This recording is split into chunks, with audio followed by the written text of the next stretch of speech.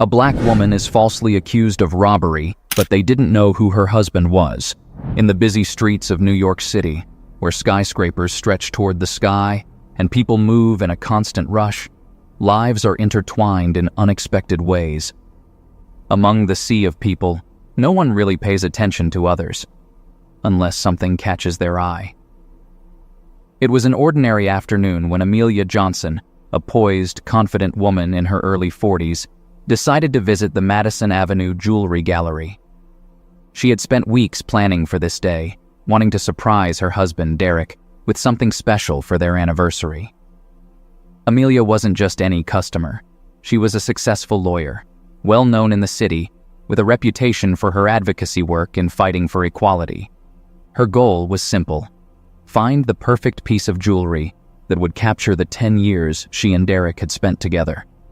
But little did she know, this simple shopping trip was about to unravel a dark, hidden reality about prejudice and power. The jewelry store on Madison Avenue was known for its elite clientele. The exterior gleamed with polished glass windows, showcasing glittering diamonds and gold, each piece promising wealth and status. As Amelia stepped into the store, she admired the elegant displays and the quiet atmosphere, a stark contrast to the chaotic city outside. She walked over to one of the glass cases, her eyes scanning a selection of necklaces. A stunning diamond pendant caught her attention. As she gazed at it, imagining how Derek's eyes would light up when he saw it, a voice interrupted her thoughts. "Can I help you with something?" Amelia looked up to see a store employee, a tall, blonde woman, standing behind the counter. Her expression was cold, her tone clipped and professional, but with an undercurrent of something else, something less polite.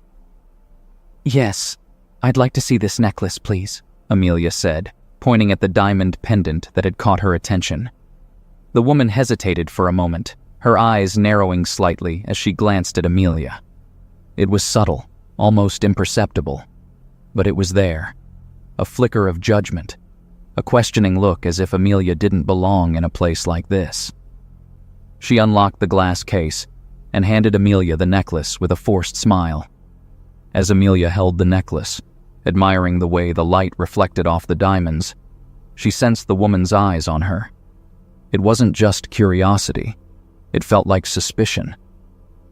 Amelia had experienced this before, that subtle questioning of her presence, the silent assumptions made about her because of her skin color, even in spaces she had every right to be in. Trying to ignore the discomfort, Amelia smiled politely and asked, "How much is this?"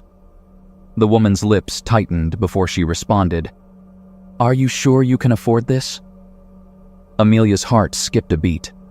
The words stung, not because she couldn't afford the necklace, but because of what they implied. She had encountered prejudice before, but this moment felt different. It was more than an offhand comment. It was a direct challenge to her dignity. Keeping her voice calm, Amelia responded, "Yes, I'm sure." The employee's eyes flickered with something close to annoyance as she reached out to take the necklace back. "I think it would be better if you returned it to the case," she said, louder this time, drawing the attention of the other customers in the store. Amelia's face flushed with anger and embarrassment. She carefully placed the necklace back on the velvet pad. "There's no need for that," she said firmly, trying to maintain her composure. But it was too late. The employee had already signaled to a nearby security guard, who was now walking toward them. The store had grown quieter as customers turned to watch the unfolding scene. Amelia could feel their eyes on her, the weight of their judgment pressing down on her shoulders. The guard, a tall man with a stern expression, stepped in front of her. "Is there a problem here?" he asked, looking first at the employee and then at Amelia. "This woman was trying to steal that necklace," the employee said, her voice loud enough for everyone to hear. Amelia's stomach dropped. The accusation was so sudden, so outrageous, that for a moment, she couldn't even find the words to respond. She hadn't done anything wrong, and yet, here she was, being accused of theft in front of everyone. I wasn't Amelia started, but the guard cut her off. "Ma'am, I'm going to have to ask you to come with me," he said, his voice firm, but not unkind. Amelia could feel the humiliation rising in her chest. She wanted to scream, to demand justice right there and then. But she knew that wouldn't help. Fighting back would only escalate the situation. Instead, she took a deep breath and nodded. "Fine," she said, her voice trembling with controlled anger. "Let's go." As she walked out of the store, the other customers' eyes followed her. Some were whispering, others were pulling out their phones to record the scene. Amelia kept her head high, refusing to let them see how deeply this moment had hurt her. In the security office, the guard asked her to sit down while they reviewed the footage. Amelia's mind raced, trying to process what had just happened. How had a simple shopping trip turned into this? And why? She knew the answer, but it didn't make it any easier to accept. After what felt like an eternity, the guard returned. His expression was softer now, almost apologetic. "We've reviewed the footage," he said. "You didn't do anything wrong. You're free to go." Amelia nodded, but the damage had already been done.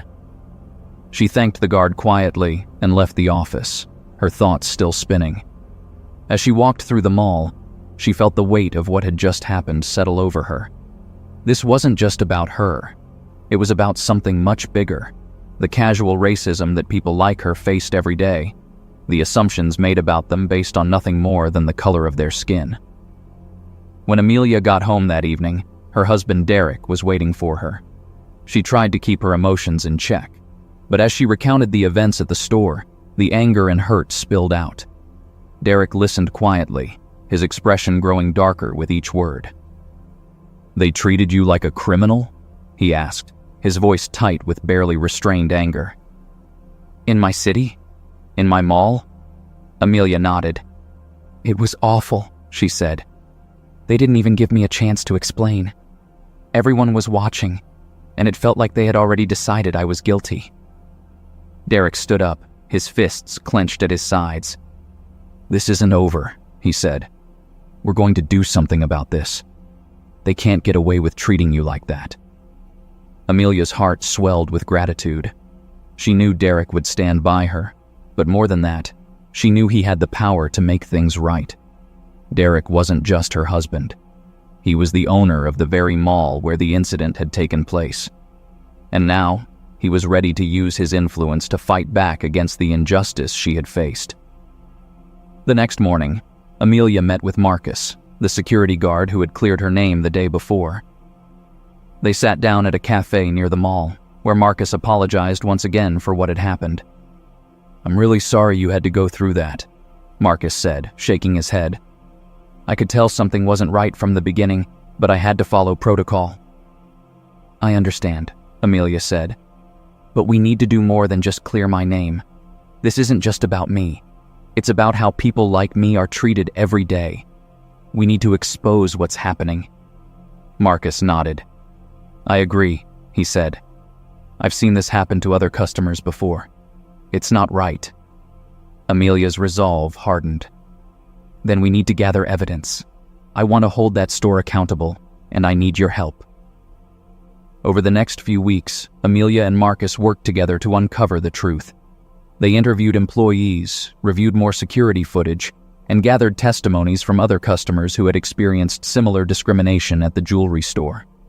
Each story added another layer to the injustice, painting a picture of a pattern of racial profiling and prejudice that had gone unchecked for too long. One day, while reviewing financial records and employee files, Marcus made a shocking discovery. The store's manager, Claire Benson, had been in contact with a man named Richard Evans, a businessman who had been trying to buy out Derek's mall for years. It was clear now that this was more than just an isolated incident. Richard Evans was using the store's discriminatory practices as a way to undermine Derek's business and force him to sell. Amelia couldn't believe it. What had started as a personal act of racism had turned out to be part of a much larger conspiracy. She and Derek were being targeted, not just because of who they were, but because of the power they held. With this new information in hand, Amelia and Marcus knew they had to act quickly. They gathered all the evidence they had collected, the security footage, the testimonies, the financial records, and prepared to confront the store's management. The day of the confrontation arrived, and Amelia, Derek, Marcus, and a few trusted employees walked into the store with their evidence in hand. The store manager, Claire Benson, was waiting for them, her expression cold and unyielding.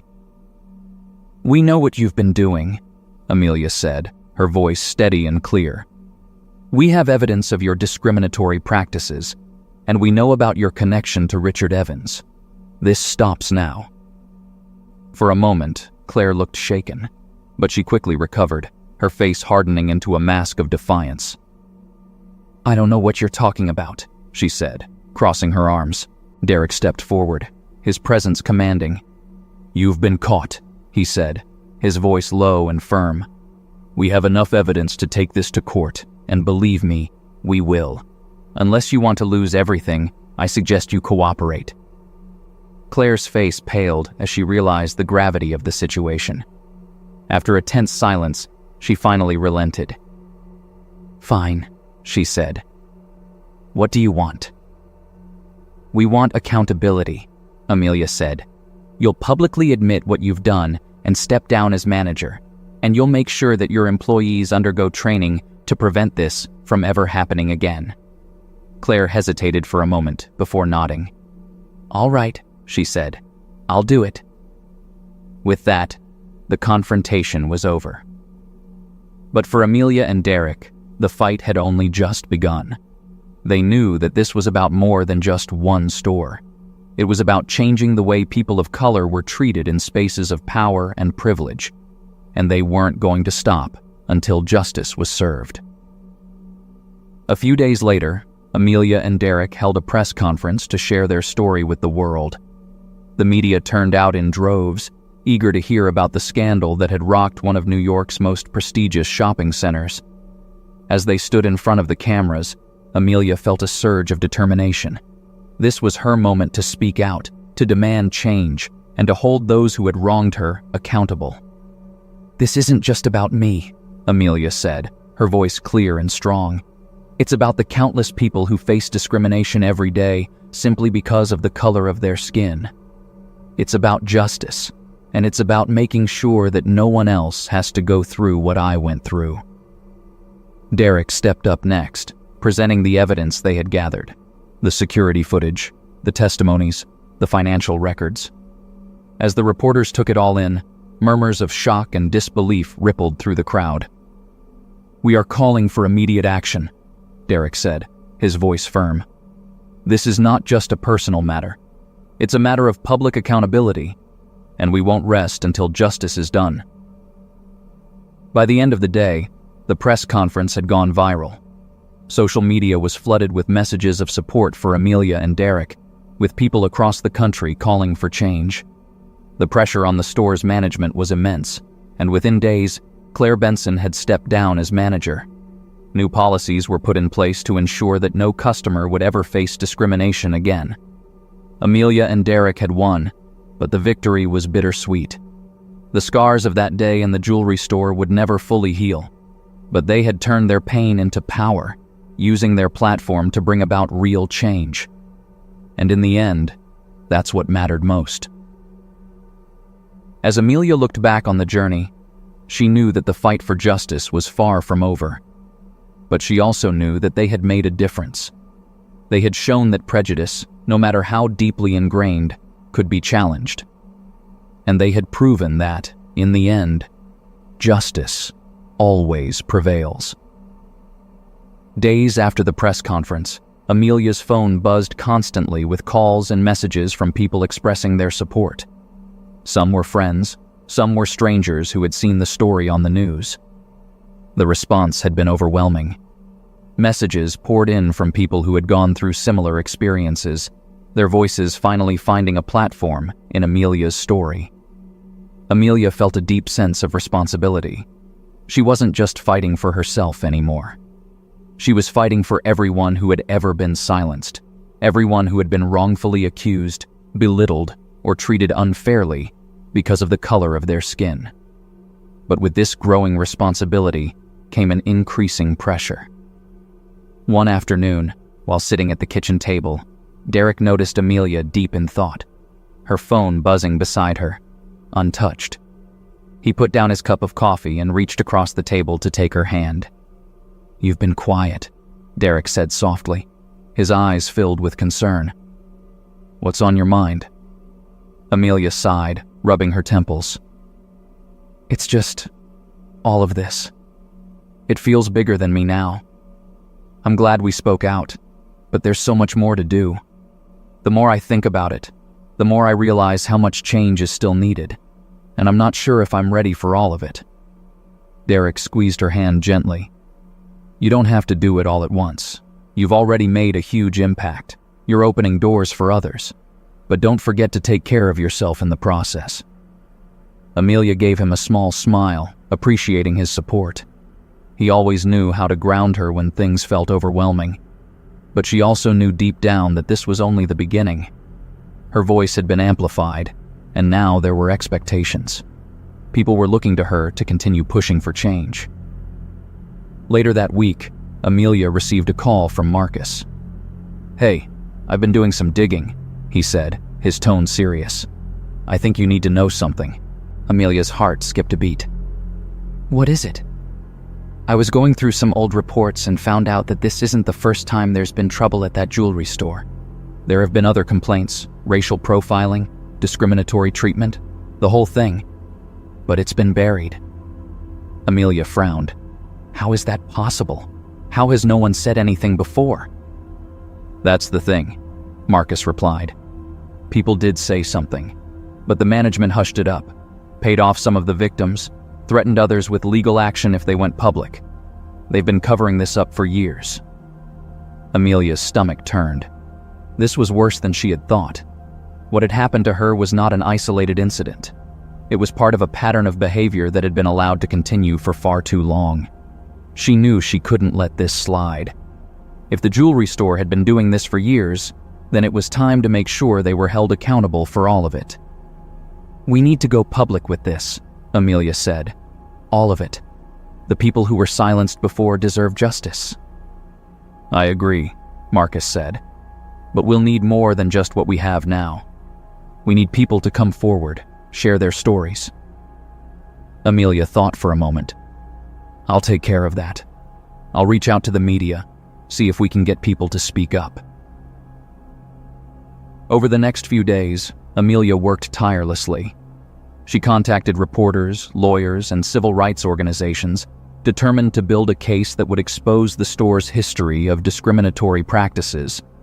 Slowly but surely, former customers who had been wronged came forward, sharing their experiences of being mistreated or unfairly targeted at the jewelry store. One woman, a single mother named Linda, recounted how she had been accused of trying to return stolen jewelry simply because the store couldn't find her in their system. "They treated me like I was some kind of criminal," she said, her voice shaking. "I didn't even have the strength to fight them at the time. I just left, humiliated." Another man, Carlos, had been stopped by security after browsing for wedding rings with his fiancée. "They didn't believe I was serious about buying anything," he said bitterly. "They assumed because of how I looked that I couldn't afford any of it." Each story was a painful reminder of how deeply embedded these prejudices were. It became clear that this wasn't just a problem with one employee or even one store. It was part of a systemic issue that affected far too many people. Amelia organized a second press conference. This time, she wasn't just speaking for herself. She invited Linda, Carlos, and several other victims to stand with her. The room was packed with reporters, their cameras flashing as Amelia took the podium. "I'm standing here today not just for myself, but for everyone who has ever been made to feel less than because of who they are," Amelia began, her voice steady but filled with emotion. "What happened to me at this jewelry store wasn't an accident. It was part of a pattern of behavior that has been going on for years, and today, we are here to expose it." She motioned to Linda, who stepped forward, her hands shaking slightly. "I was accused of stealing, humiliated in front of my daughter, Linda said, her voice quivering. "But I stayed silent because I was scared. I'm not scared anymore." Next, Carlos shared his story, his anger palpable as he recounted how he had been treated like a second-class citizen simply because of the color of his skin. "I'm done being silent," he said. "This stops now." Amelia spoke again, her words striking a chord with everyone in the room. "We are not asking for much," she said.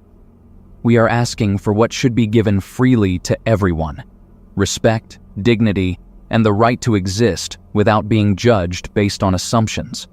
And we will not stop until we see real change." The press conference was a turning point. The media coverage was intense, and soon the story was everywhere. People across the country were calling for accountability, demanding that the jewelry store face consequences for its actions. The pressure became too much for the store's corporate office. Within days, they issued a public apology, announcing that they would be conducting an internal investigation and implementing mandatory diversity training for all employees. Claire Benson, the manager who had allowed the discrimination to continue unchecked, was permanently removed from her position. But for Amelia, that wasn't enough. She knew there was more to be done. Behind the scenes, Amelia and Marcus were building a legal case against the store. They worked with a team of lawyers, gathering all the evidence they had collected: testimonies, documents, security footage, everything they could use to make sure that justice was fully served. Weeks turned into months as they prepared for the trial. It was a long and grueling process, but Amelia was determined to see it through. She spent countless hours in meetings with lawyers, preparing to testify and strategizing their approach. Derek stood by her side every step of the way, his support unwavering. Finally, the day of the trial arrived. The courtroom buzzed with anticipation as Amelia took the stand. She was nervous, but she knew what was at stake. She had to speak her truth, not just for herself, but for everyone who had been wronged. As she recounted the events of that day in the jewelry store, the room grew silent. Every eye was on her, every word she spoke carrying the weight of the injustice she had faced. When she finished, there was a palpable tension in the air. One by one, the other victims testified, their stories weaving together a damning picture of the store's discriminatory practices. The defense tried to argue that these were isolated incidents, mistakes made by individual employees, but the evidence was overwhelming. In the end, the jury found the jewelry store guilty of racial discrimination and ordered them to pay a substantial settlement to the victims. But more than that, the store was required to implement sweeping changes to their policies, ensuring that something like this could never happen again. As Amelia walked out of the courthouse, a sense of relief washed over her. The fight had been long and exhausting, but they had won. Justice had been served. But more importantly, they had made a difference. In the weeks that followed, Amelia found herself reflecting on everything that had happened. She had started this journey as a victim, humiliated and wrongfully accused. But she had emerged stronger, more determined, and with a clearer sense of purpose. One evening, as she and Derek sat in their living room, the sun setting outside the window, Amelia turned to him. "Do you think we've really made a difference?" she asked quietly. Derek smiled, wrapping his arm around her shoulders. "We have. You have. You stood up for yourself and for so many others, and you showed people that they don't have to be afraid to fight for what's right." Amelia nodded, resting her head against his chest. "I just hope that people don't forget what this was all about." "They won't," Derek said softly.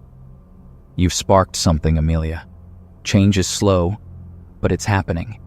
And it's because of people like you who are willing to stand up and say, 'Enough.'"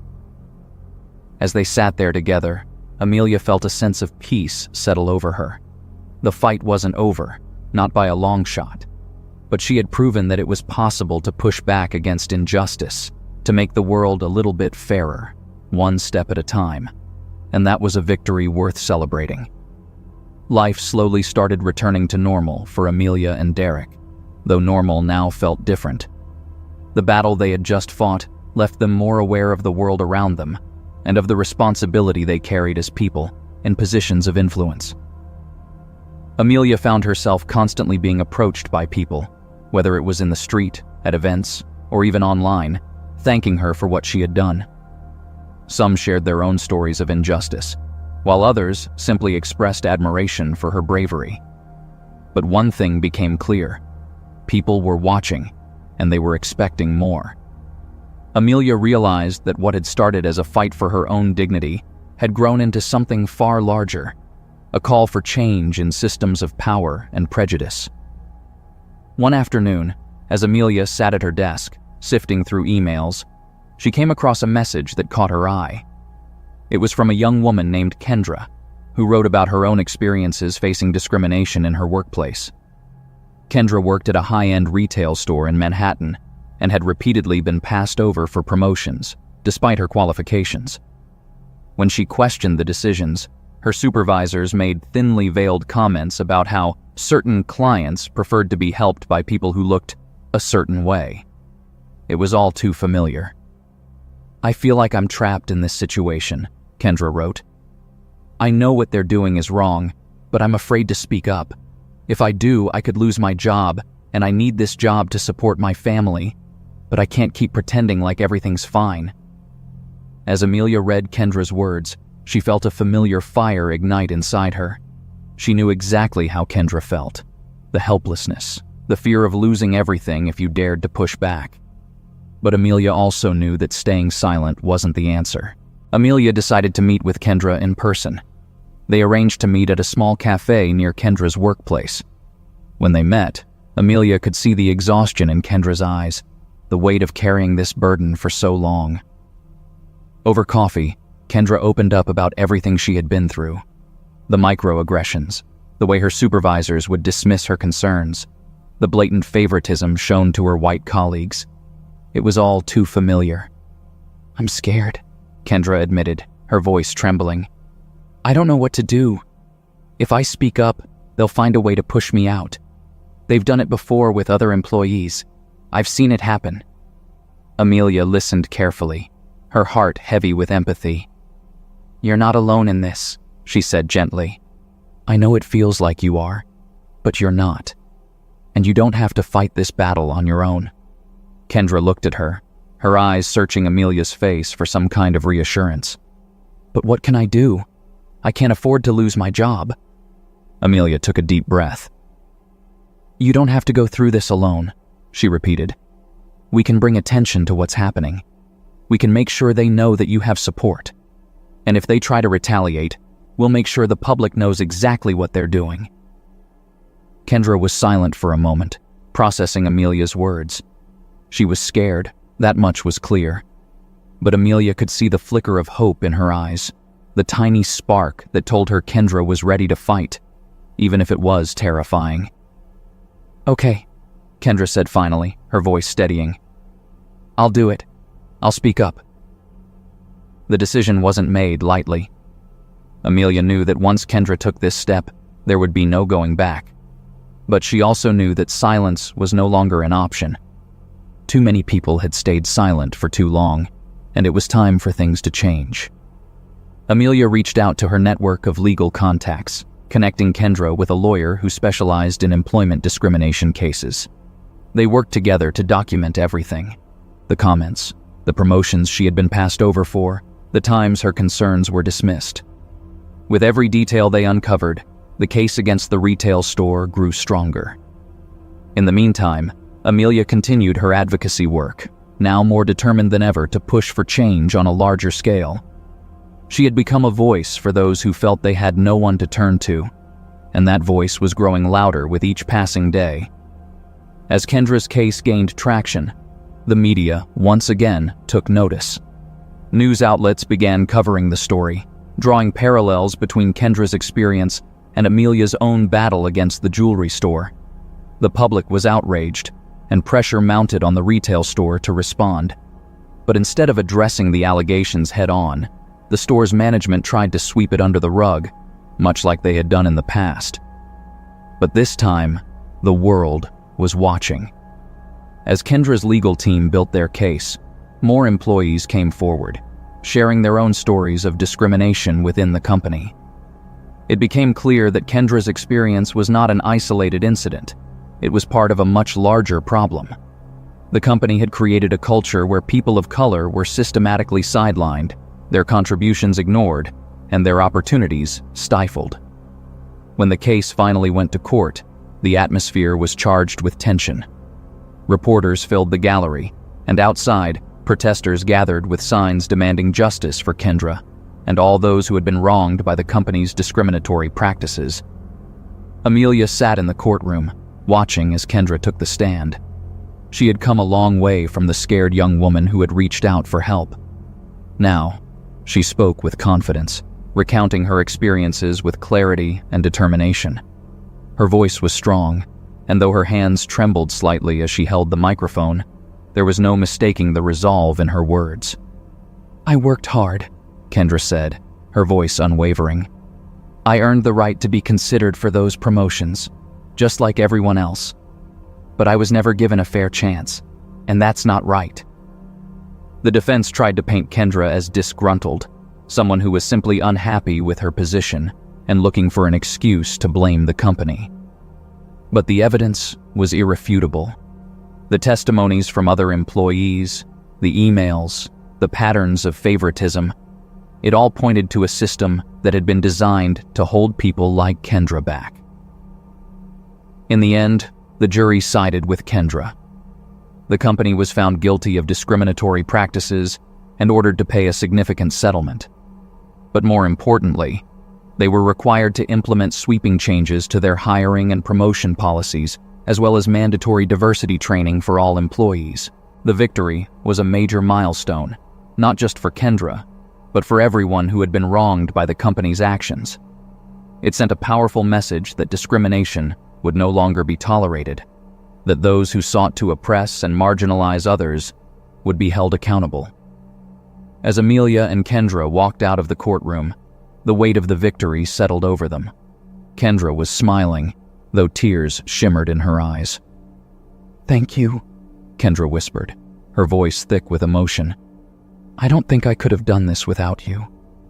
Amelia smiled, pulling her into a warm embrace. "You did this?" she said softly. "I just helped you see that you could." The case made headlines for weeks, sparking a national conversation about discrimination in the workplace and the importance of creating systems that allowed everyone, regardless of race or background, to thrive. Companies across the country began reassessing their own policies, afraid of being the next target of a public scandal. For Amelia, the fight wasn't over, but she knew they had made progress. They had taken a stand, and they had won. And with each victory, the path forward became a little clearer. Back home, as Amelia and Derek sat together one evening, the quiet hum of the city outside their window, Derek glanced at her, his eyes filled with admiration. "You know," he said, his voice low, "I always knew you were strong. But watching you these last few months, I've never been prouder of you." Amelia smiled, resting her head on his shoulder. "I couldn't have done it without you." They sat in silence for a moment, the weight of everything they had been through finally beginning to lift. But even as they enjoyed this quiet moment of peace, Amelia's mind was already racing toward the future. There was so much more to be done. "I was thinking," Amelia said after a while, "about starting an organization. Something bigger. Something that could help people like Kendra, people who don't have the resources or the voice to fight back on their own." Derek smiled, kissing the top of her head. "I think that's a brilliant idea, and I think you're just the person to do it." Amelia's heart swelled with excitement. She knew it wouldn't be easy, but nothing worth fighting for ever was. The journey ahead was long, but she was ready. She had already proven to herself, and to the world, that one person could make a difference. And now, she was ready to take that difference even further.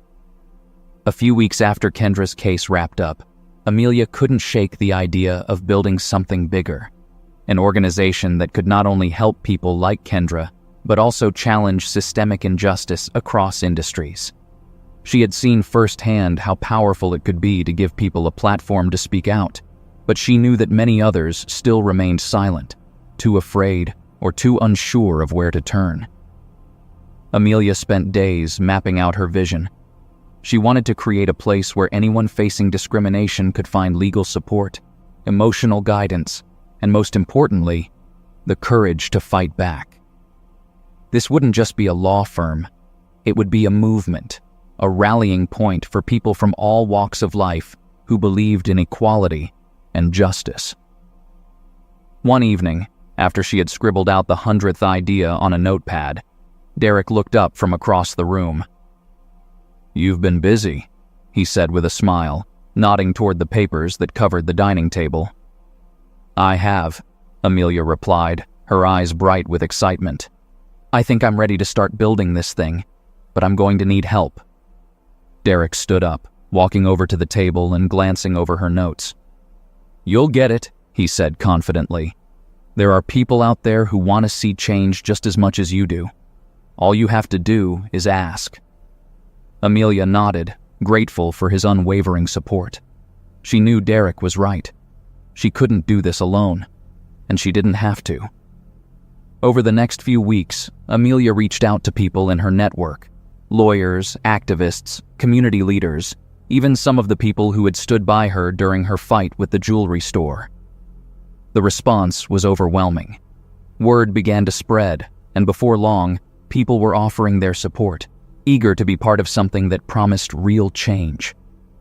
Amelia held meetings in small conference rooms, living rooms, and cafes, discussing strategy, resources, and goals. She was determined that this organization, which she eventually named the Justice Collective, would be more than just another nonprofit.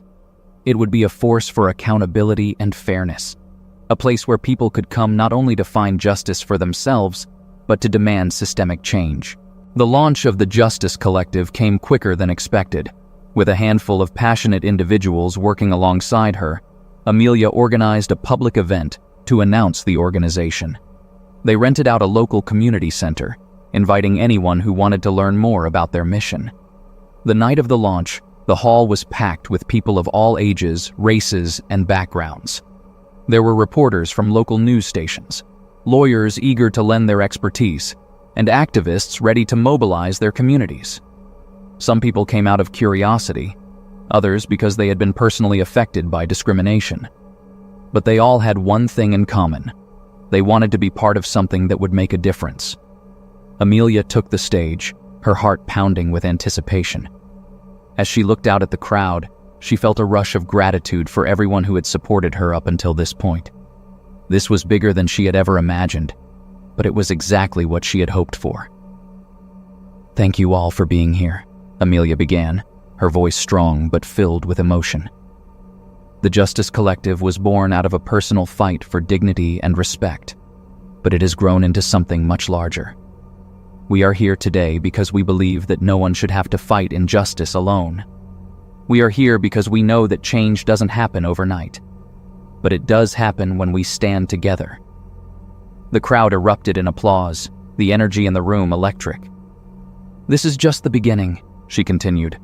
"We have a long road ahead, but with every case we take on, every voice we amplify, and every system we hold accountable, we are moving closer to the world we know is possible. A world where no one is judged by the color of their skin, their gender, their background, or their beliefs. A world where justice is not just a word, but a reality for everyone." By the time the event ended, the Justice Collective had already gained dozens of new supporters, volunteers, and donations. It was clear that the organization had struck a chord with people who were tired of waiting for someone else to make things right. They wanted to be part of the change. In the months that followed, the Justice Collective grew rapidly. Amelia and her team took on cases ranging from workplace discrimination to housing injustice to police misconduct. Every victory they won, every policy they helped change, made them stronger and more determined. But the work wasn't easy. For every step forward, there were moments of frustration and setbacks. Some cases dragged on for years, bogged down by legal bureaucracy and resistance from powerful corporations. There were times when Amelia wondered if they were really making a difference, or if they were simply fighting an endless battle against a system that refused to change. During one particularly grueling case, a class action lawsuit against a national retailer accused of widespread discrimination, Amelia found herself questioning whether she had taken on too much. The retailer's legal team was well funded, and they fought back with every tool at their disposal, dragging out the process and attempting to discredit the plaintiffs at every turn. One night, after a long day in court, Amelia came home exhausted, barely able to keep her eyes open. Derek was waiting for her, and as soon as he saw the look on her face, he knew something was wrong. "I don't know if I can do this," Amelia admitted, sinking into the couch. "This case, it's too big. They're too powerful. It feels like no matter what we do, they're always one step ahead." Derek sat beside her, placing a comforting hand on her shoulder. "You've come this far, Amelia. Don't forget what you've already accomplished. These things take time, but you're fighting the right fight, and that's what matters." Amelia sighed, leaning her head back against the cushion. "I just don't want to let anyone down. So many people are counting on us." "You won't let them down," Derek said gently. "You're not fighting alone. You've built something incredible here, and you have a team that believes in the same things you do. Trust them. Trust yourself." Amelia nodded, feeling a small spark of hope reignite in her chest. She knew Derek was right. She couldn't lose sight of the bigger picture, the change they were working toward, even if it felt slow. A few months later, the case against the retailer reached a breakthrough. After years of legal battles, the court ruled in favor of the plaintiffs, finding that the company had indeed engaged in discriminatory practices. The victory was monumental, not just for the individuals involved, but for the message it sent across the country, that no company, no matter how powerful, could escape accountability.